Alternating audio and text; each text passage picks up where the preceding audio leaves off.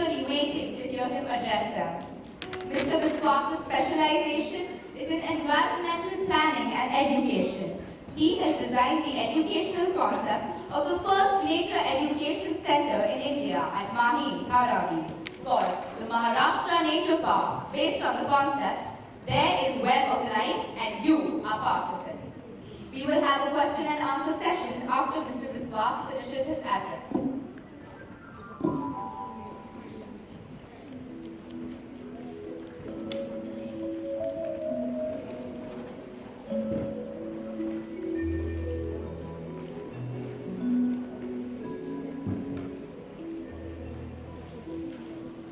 Good morning. I'm Mr. Munshi, Manisha, Mrs. Ambani, she's not here, but I think she's set the mood. Members of the faculty, Sanjay Monga, and student friends. What a performance to begin with. I think Sanjay, we should go back. You understood the subject. Now it's time for us to act. You did a fantastic inaugural program, spiritual, scientific, relevant to the theme, and a lot more. I am indeed very impressed, and I don't know whether it's going to be a hard task to follow after what you started off with.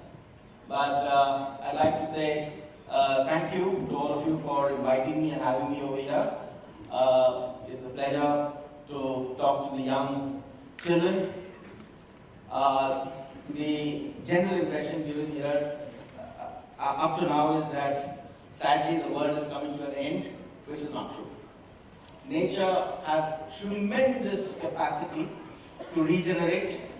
Nature has a tremendous capacity to come back in all fury. And that fury could be positive or it could be negative. But all the same, it will come back. The earth will live for another billion years or 5 billion years or longer. Of course, we have to change course. We have to make corrective steps, which all of you have understood. Some of you have outlined through both music, talk, dance, and other means. So nature is not, it's a dynamic entity. It is continuously changing, evolving, and I am quite certain that we have sinned. And probably you may have to pay the price. But I am quite confident as well that the answers to the sins that we have committed in the last 200 years or so, the solutions are with you. And you will find them. And you will fight hard. You will make the change, you will change the course, and you will make the difference.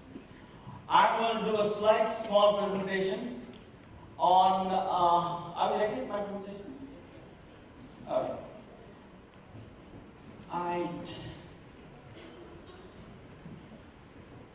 Okay. That's better. Thank you. Okay. Let's understand the sustainability word. What exactly it means. Any idea? Any clue? What does sustainability mean? Yes, sir. Keep it how you feel it should be. Sorry? Sustain what you have. Right. Good. Yes, sir. Right. You're right. Yes, sir. Save the things we have right now so we can use it for the future. Right. So you got the definition. Yes, sir. You there? Yeah. You put your hand up there. Yeah. Conserve whatever you have and use it in the right way. Right. So basically, you all said the same thing. All of you are right. It is talking about preserving or sustaining or using what we have with a certain amount of intelligence, such that what we have today is not completely utilized by me. I leave some for you as well. And you in turn use it in such a way that you leave for the generations that follow you. Understood? So sustainability is essentially that whatever you have today is used wisely such that the next generation and the generations to follow are able to also benefit from those resources. Do you think resources are limited? What are resources? National resources? Any idea? Yes, ma'am? Resources are the different places where we get our supply, where we get our needs. Right. Water, Example? like Water. and trees. Trees. Okay, great. Thank you. What about you, sir? Earth. Earth. Yeah. Oh, what are the resources? Soil. Soil. Yes. What about you, young lady? Petrol. Oil. That is yes. Oil. Yes. Sorry? Coal. Right. That's very much in the news lately. Sorry? Air. Right. Are these all unlimited or there is a limitation to that? Really? Air is unlimited or limited? Really? Why do you say air is limited? We taking it? Right. And then? And we're throwing the bad elements out. That's also air. Good or bad, but that's air. Why do you say it's limited? What is limited? The bad air or the good air? Both, okay? Right, right. So what you're saying is that we are unfortunately polluting our air and that is going to cause some problems. Okay, any more suggestions on national resources? Okay, somebody said water. Is water limited or unlimited? This earth. You know, we are selfish. Do you agree we are all selfish over here? Yes. How selfish are we? Very. Very? Extremely? Totally? Yes. Why do you say that?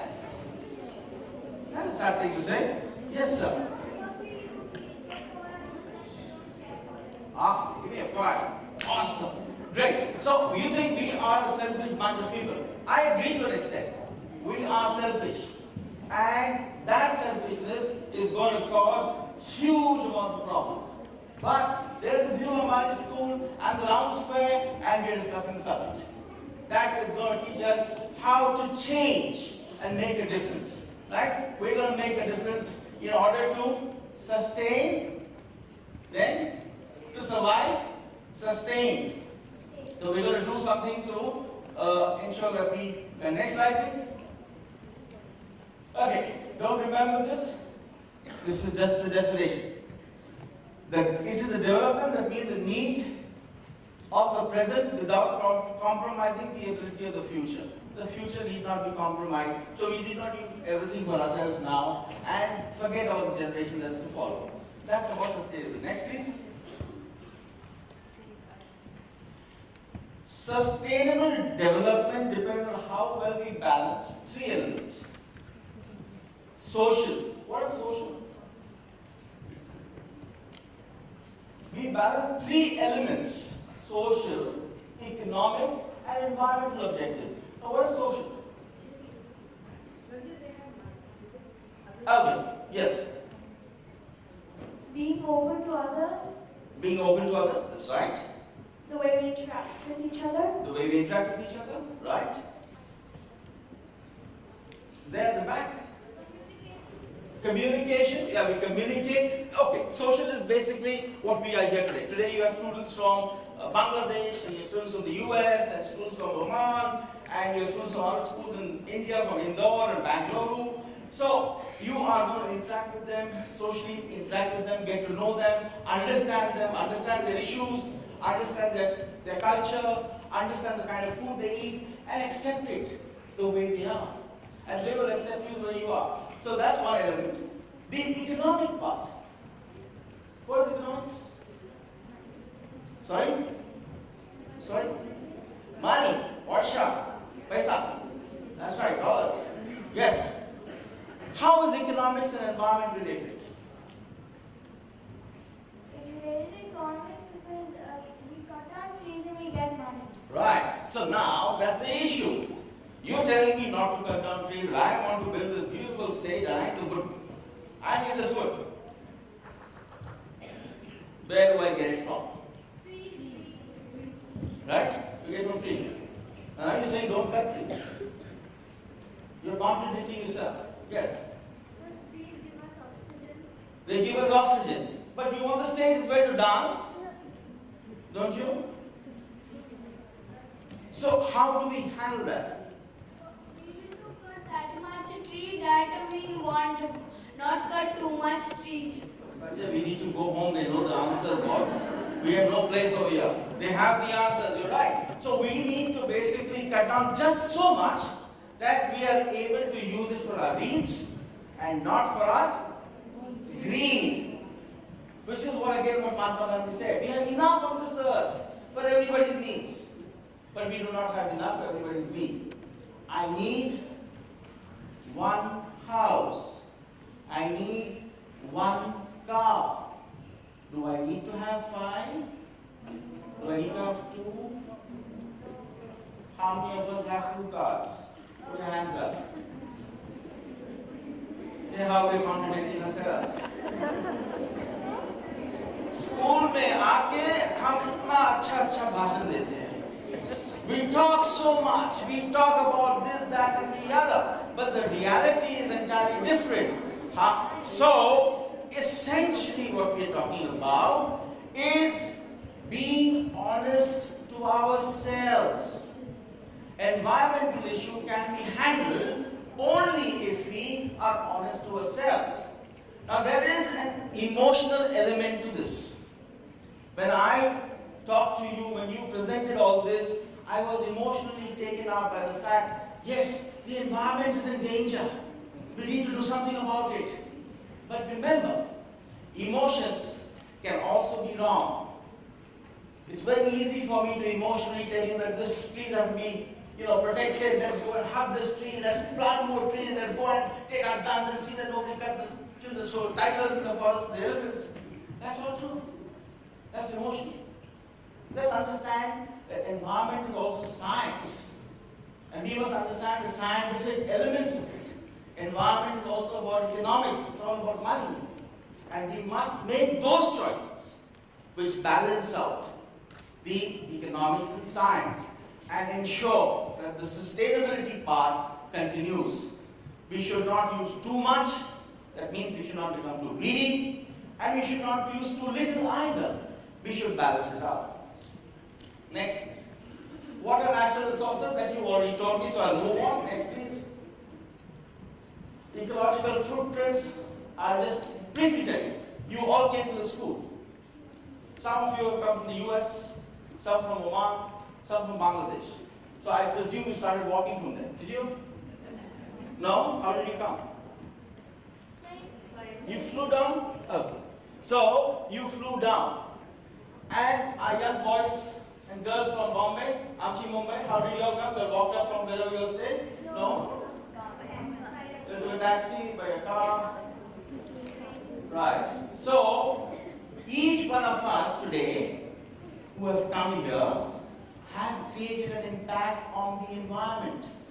We've left a footprint, a negative footprint, that our actions of coming to the school in a vehicle has caused certain amount of pollution to be released in the car. When you flew down, there was a certain amount of pollution that the planes let out. So there's a footprint. Am I right? Every time you come to the school, every day, we leave, every time we wake up, there's a footprint. You use water to brush your teeth. And then you sing Michael Jackson's song. Who's the latest singer? I have no clue. Who are the latest singers now? Justin Timberlake. Oh. Okay, whatever. So you put on the music, you open the tap, start brushing your teeth, look at yourself in the mirror, how handsome, how pretty you are. The tap water is running. Is it running? Yeah. How many of you let the tap water run when you brush your teeth? How many of you, while brushing your teeth, forget to close the tap? This is a very good class. Set of liars. How many of you? Okay, some of you are very truthful. Good. So, there is a footprint that you leave behind, and that footprint needs to change. What I said is be honest to yourself. There are small things that you and I can do to make a difference to this world. One of them would be in the morning to wake up, brush your teeth, or brushing your teeth, close the tap. and again open the tap when you need to wash your mouth. That way you're saving water. You just told me that water is a limited natural resource, didn't you? Yes. I said man is selfish. Earth has how much water? 70% of the earth is water, and we call this earth. This planet should have been called water. But because we live on earth, we need land. We need something solid below our feet. And therefore we call it the earth. So we have unlimited amount of water. Then why do we have a problem with water? Okay, but why? I mean, 70% of the land is earth is water. Where's the problem? It is salty water. So what's it called?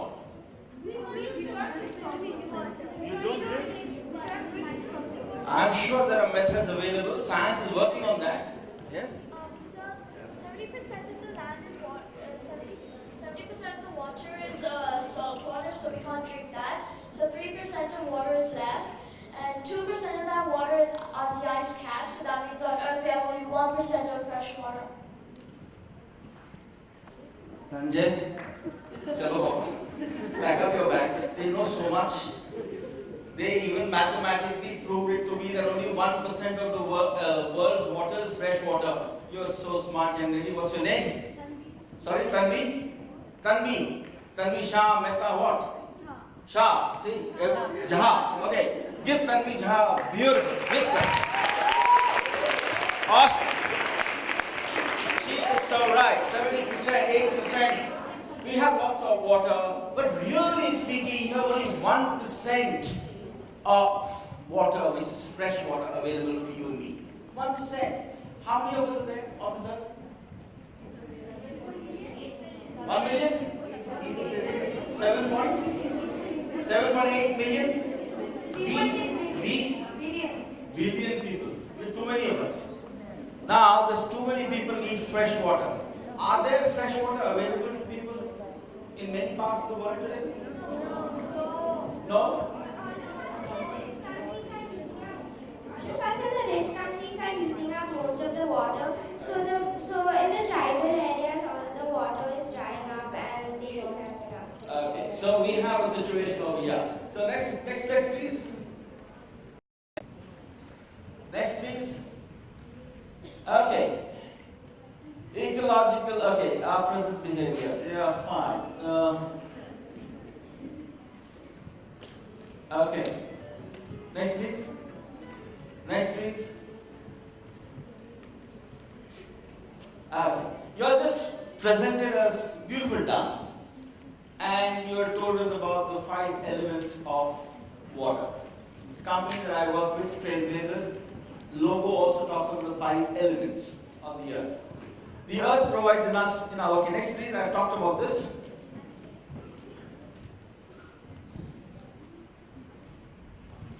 Do we have another planet to go to? You have just not drove somebody to Mars. You have just not drove somebody to Mars. So, is it possible for us to live in Mars? And our Prime Minister just announced that we send it. It's cheaper to go to Mars than to go to Andheri from here. So probably we should go to Mars. Can we go to Mars and stay? No, I'll give you tents and stuff like that. Can you provide tents? No, you can't go. Yes, sir. We can. Will you be able to live there? Why?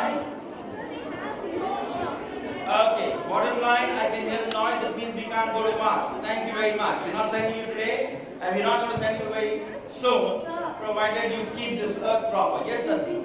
It's possible because recently they've discovered water on Mars, and now until now 99 Indians have signed a contract saying that whether there's a rocket that's being made, and once it's made, they're going to be taken to Mars and they're staying there.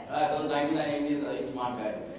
Yeah, but They are looking at something else. it just other than says that water. it's possible to live on Mars. Yeah, but there's not enough water over there. You just told us in Earth there's not enough water. And Mars they've just about found water. So it's not possible for humans to live on the another planet. And you talk about the population. Look at the population. We have huge numbers. What are we going to do with these huge numbers? We are humans. We have emotions. We have to take care of each other. so we will take care of them. Look at the population explosion. I want you to look at this. The important thing is not about how much we are, but at the pace of our growth. You see, it took man nearly 200 years between 1700 to 1900 to touch 1 billion, 1.5 billion. So it took us 200 years to be 1.5 billion. But from then on, in the next 40 years we've doubled, and the next 40 years we've doubled. So we are growing at a very fast rate in a very short time. When it took us 200 years to touch a billion, now it's taking us 30 years to touch a billion. Soon it will become 20 years to touch a billion. And even sooner, it will take us 10 years for the population to multiply and will become another billion. So we probably will end up having a population of something like 8 to 10 billion people on this earth. Can this earth sustain that population? No? We can't. So what are we going to do? What should we do? Yes? Okay? Yes, madam? We have to all work together, do our bit, and slowly, and we have to use the 3 hours. In the next 3 days, find the solution. Reduce the use. Yes, young lady, in the next 3 days you have 2 days of something? 2 days? The next 2 days, find the solution. You might get the Nobel Prize next year. Find the solution to this. It's high time to get. Yes, young man. You have something there. Yeah, you put a hand up. Yeah. China, because of the population, the government has decided to control the population by putting a fine on family which has 2 or more children. Yes, that is possible, but we live in a democracy, and those kind of compulsive behavior situations don't necessarily work in the long run, and it becomes a huge social problem. I said sustainability has a social element to it, and that social element is what I'm talking about. If you force people to do something, something else emerges. Yes? Yes, sir. Control the birth rate, that's right. So you get married a little later, your mother and father don't agree about that. They look at you as soon as you finish your education, time to get married. Within a year of getting married, time to produce a child. Before you know it, you are already a daddy or a mommy. So you have a situation there. But anyway, this is a huge problem the world is facing, and it's not what one has found that countries which are developed, the population rate is down. In fact, 0. Countries like Norway, Sweden, even the United States of America. But those populations where education and the population is uneducated, underdeveloped, there is a huge explosion. So you look at Asia, you look at the continent of Africa, you look at South America, there is a population boom. But in the developed world, like in Europe, there were huge problems. Mr. Modi, our Prime Minister, recently addressed Indians in Madison Garden. Right? Have you heard? And one of the things he said over there is, we have a population dividend. We have a young population. Because the European countries and Americas and all that, they don't have enough people. We have these young people, and all these young people will get jobs over there. And you guys will make a lot of money. So we have that. So it works both ways, but anyway, that subject itself is very complicated at the moment. But it suffice to say that the world's population of 7 billion is likely to increase to 9 billion by 2050. That means in the next 24 years. You'll have added approximately another billion people. The demand for diminishing natural resources is growing, and income gaps are widening. Demand for natural resources, water, energy. There is a huge demand. How will you meet this demand for this population? And there is a huge problem. Okay.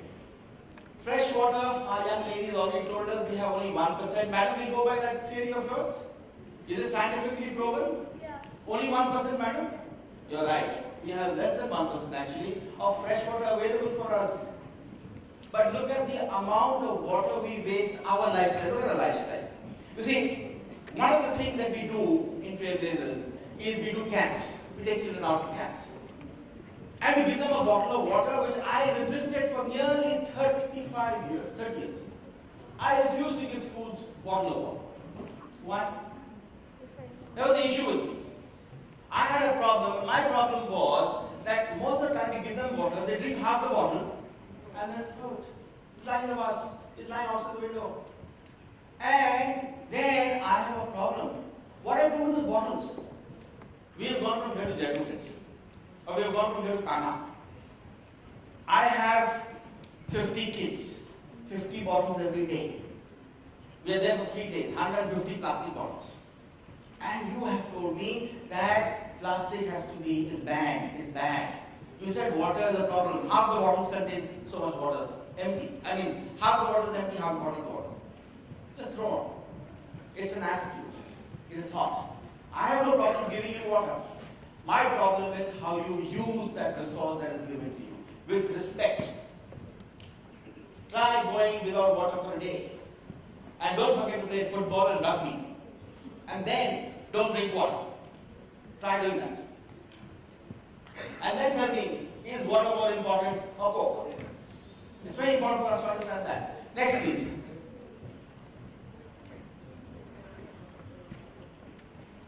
Okay. Every 20 seconds, a child dies as a result of poor sanitation. 20 seconds. I have spoken for nearly 25 minutes or 30 minutes, I don't know. And we've had hundreds of children who have died while I have spoken. Most of them because of bad sanitation. Water, poor quality of water. Water is polluted. And that's one of the reasons why children are dying. There are children, approximately 1.5 million children are dying every year because of this. Bad sanitation and not good potable drinking water. Next, please. The requirement for drinking water per person is about 2 to 4 liters, but it takes 2,000 to 5,000 years, a liter of water to produce one person's daily food. You'll understand that when I go to the next slide. How much it takes to make rice? How much water it takes to make rice? How much water it takes to make beef? How much water it takes to make your other things? It takes nearly 30 liters of water for us to make tomato. When we're growing tomato, it takes that much water. It takes nearly 100 liters of water to produce 1 kilogram of beef. It takes nearly 2,400 liters of water for a hamburger. The hamburger that you eat. You like hamburgers? How many of you don't like? How many of you don't like? Okay. It takes a lot of water to make that. Because you have wheat. Bread is made of wheat. You have the vegetables in between. You have a slice of meat or vegetable pie. And all that takes a lot of water. Next, please.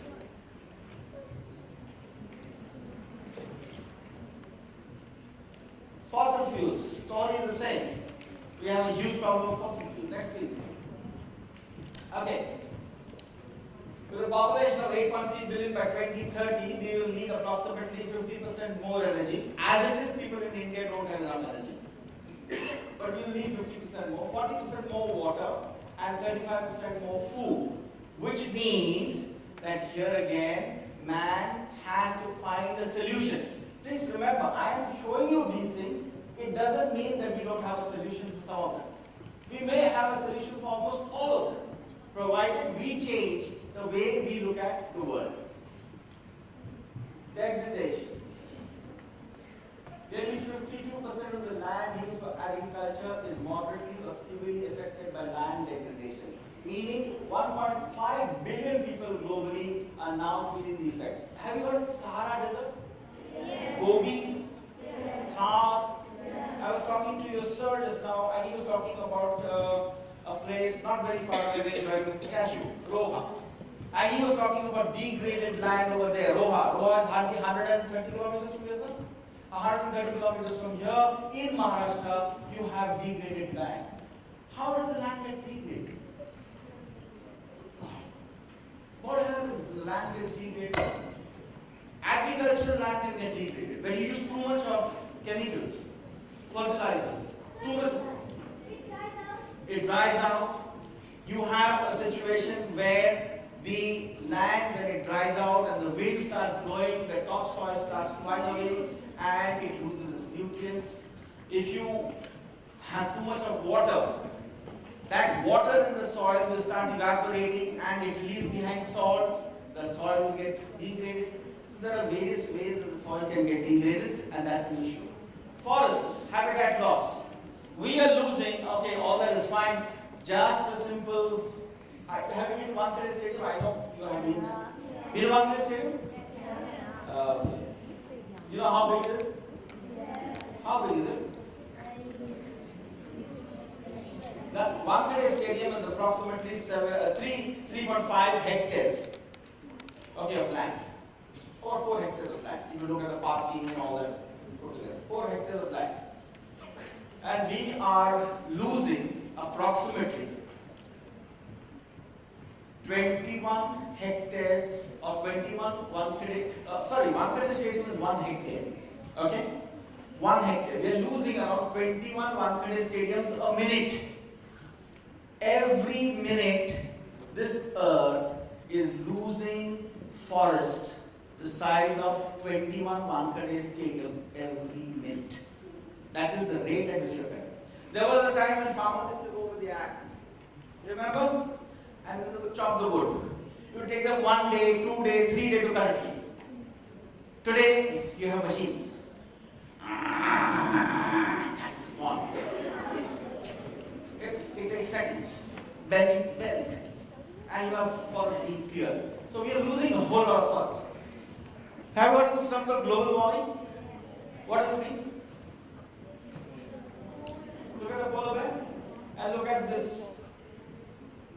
Good news, at the current rate of global warming, we should be able to just swim over there and eat him in under 5 years. That man is fishing over there. The two of the fishes are talking, the sharks are talking. Okay. What is global warming? Yes, young lady. Yeah.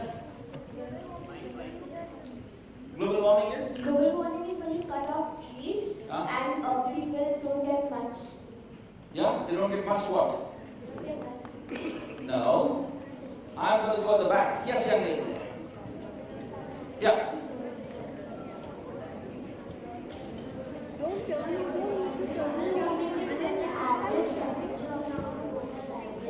Wow, you're a scientist. What's your name?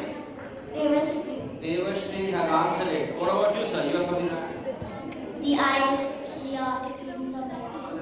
That's the problem. You don't have enough ice. The ice in the Arctic belt. So if the ice in the Arctic belt is melting, and there's a problem with the temperature is becoming a little hotter. So remove your shirt, come in your bangles, come barebodied. Salman Khan nowadays comes barebodied in the movies. So what's the problem? Why are we worried about global warming? We just have to give up clothes. Isn't that good? What's the problem? Go wrong. Yes. Global warming is basically the heating of the earth, which leads to ice caps melting, which leads to sea level rising, which leads to outbreaks of diseases in many countries.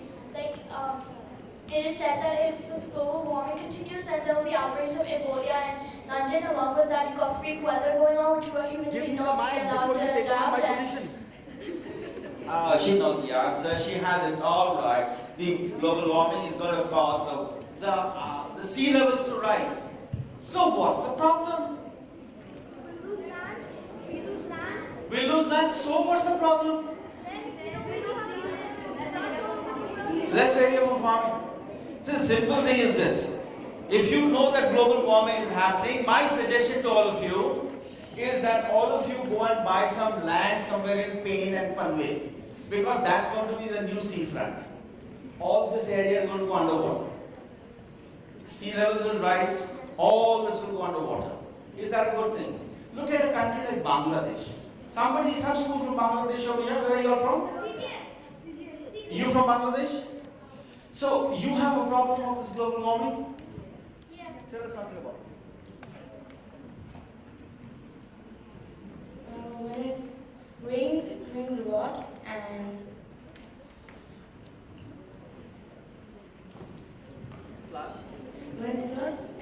floods, and most of the Bangladesh like Chittagong and Mauritius, Cox's Bazar, it's gonna like, go under the water. Right. And it's affecting on our country with agriculture way and acid rain. তোমার নাম কি? আর তোমার নামটা কি? Shakila. Thank you, Shakila. So we have a situation. Bangladesh is one of the most densely populated countries in the world, and it is our neighbor, and it is also very much going to be affected amongst the first few countries besides the island nations to be affected in the event the sea rises. So if the sea rises, Bangladesh may, as a nation, go underneath the sea. And if they go underneath the sea, there are 100 million Bangladeshis. Am I right? The population is about 100 million and growing. Right? So, 100 million Bangladeshis on our neighborhood, where will they go? Underneath the sea? They will not go underneath the sea. They're all going to come to India. You're going to be soon Indian citizens. I don't mean it in any other way. I'm just saying this is the reality that we are likely to face. How do we challenge that? How do we reduce global warming? How do we reduce these Arctics and Antarctics from cooling down? So we have a situation, Bangladesh is just an example because they are from Bangladesh. I am telling you this is a real fact. That many small island countries who do not have a voice in this world, and countries like Bangladesh and many cities around India will be underwater.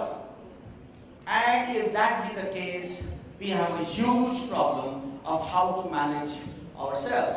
So, 70% of the world's known species may face extinction. These are all issues that you have talked about, extinction of species and desertification and pollution. I'm just reiterating that. And these are sustainability issues. If you need to survive, which is your topic, survive and sustain, you have to tackle these issues. And if you are not able to tackle, you have a problem. You think this animal was in India at any point in time? Yes, sir. What is this? Yeah, it's an Asiatic cheetah. It's a cheetah. Where it got killed from India? It disappeared from They India? used to live in India, but then throughout the 20th century it was hunted and now they're extinct. Okay, they're extinct. My God, this Tanvi, right? Tanvi is one environmentalist. Okay, now I'll just wind up by saying that you have a situation over here. Broadly speaking, almost all the resources are a problem.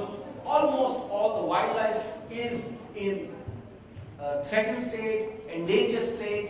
You will see a lot of it when you go with Sanjay tomorrow. Tomorrow, you will see a lot of these things, a lot of these birds and animals, the diversity that we have in India, you will see that. And we need to protect it, we need to preserve it, because you connected to it. They die, you die. That is the connection. If they have a problem in the forest, you have a problem in the forest. Think about it and try and tell me how you will find a solution for this. Sustainability is a serious issue. Survival is a serious issue. We are not doing this for the tigers. We are not doing this for the panda. We are not doing this for the animals and the beautiful birds. We are a selfish bunch of human beings. We are only doing this because we want to live. Because we have suddenly realized that if we don't save those poor souls, we will not be able to survive. Which means my child will have a problem. And I need to protect my child. I need to protect the next generation. And that is the reason why we need to save the world. So for nothing else, and to save the world, be honest to yourself. Change your lifestyle. Change the way you interact with the world. Ask your parents how environment friendly they are. Ask them to change their lifestyle. Start walking. Use cycles. There are a whole lot of solutions that we have. Save the water. You need to understand, when you're coming to the school, pool your car. 5 of you can come in one car, 4 of you can come in one car, you're too fat. You don't need, or take a school bus. There is no need to flaunt your cars over here. We could do with 100 of your cars every morning and 100 of your cars every evening out of this road. It makes it easier for me to travel for my meetings. Because you all take away the road space. Try and understand what we're trying to talk about here. It is our lifestyle. All this big hogwash. Plant the tree, save the tiger, everything that you can't do, talk about it. I am saying forget all that. Change our lifestyle. I need to change. I need to be conserving water. I need to be conserving energy. I need to be conserving paper. It is all about me doing my bit and let the world handle itself. Don't take the world's problem on your shoulders. Take your problem yourself. Be honest with yourself. And the environment will be fine.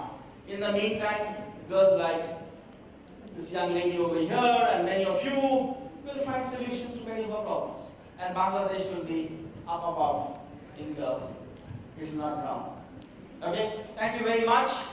I wish the world, this conference all success. Thank you very much for having me here. I wish I had the opportunity to go out with you and show you some of the things that I talked about. But Sanjay, a phenomenal young man, will show you around tomorrow. And I wish each one of you every success. May the world be a green place. May we all sustain. May we all survive. And I'm going to certainly will. Do you think we will? Yes. I can't hear you. Yes. Madam, breakfast is there. Munshi Madam didn't give you breakfast, right? I didn't hear you. Are we going to survive? Yes. Will we find a solution to our problems? Yes. Will you be the solution finders? Yes. Great. I'm looking forward to that. Thank you very much once again. Thank you, ma'am.